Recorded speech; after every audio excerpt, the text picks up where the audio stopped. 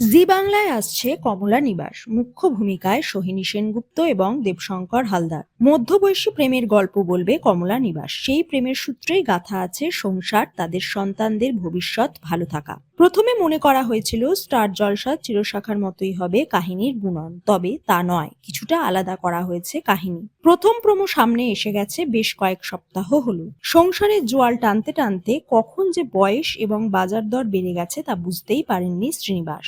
তখন তার একটাই স্বপ্ন, কমলা নিবাস তৈরি করা, আর কমলার ইচ্ছে 3 মেয়েকে ভালো বর, ভালো সংসার উপহার দেওয়া। তাই মন্দিরে যান পুজো দিতে। 3 মেয়ের কুষ্ঠি দিয়ে পুরোহিত মশাইকে বলেন ভালো পাত্র জোগাড় করে দিতে। 3 মেয়েকে এখনো প্রমোতে দেখানো হয়নি, দ্বিতীয় প্রমোও আসেনি। সূত্রের খবর 2 মেয়ের চরিত্রে থাকবে দেবাদ্রিতা বসু এবং সংঘাতী ব্যানার্জি। তারপর আরো একটি তথ্য সামনে এলো, এই সিরিয়ালে দেখা যাবে জি বাংলার আরেক জনপ্রিয় অভিনেতাকে, রিয়াজ লস্করকে দেখা যাবে কমলা নিবাসের মুখ্য চরিত্রে। তার জন্য নাকি পরিণীতাও ছেড়ে দিতে পারেন রিয়াজ। খুব তাড়াতাড়ি তার চরিত্রটা পরিণীতা থেকে শেষ হয়ে যাবে। তার বিপরীতে কাকে দেখা যাবে? অভিনেত্রীও যথেষ্ট জনপ্রিয়, শার্লি মোদক। জি বাংলাতেই নেগেটিভ চরিত্রে দেখা গেছে তাকে, এবারে হয়তো ইতিবাচক ভূমিকায় দেখা যেতে পারে তাকে। ধারাবাহিকের দ্বিতীয় প্রোমো এলে হয়তো শ্রীনিবাস এবং কমলার সংসারের বাকি চরিত্রদের আভাস পাওয়া যাবে।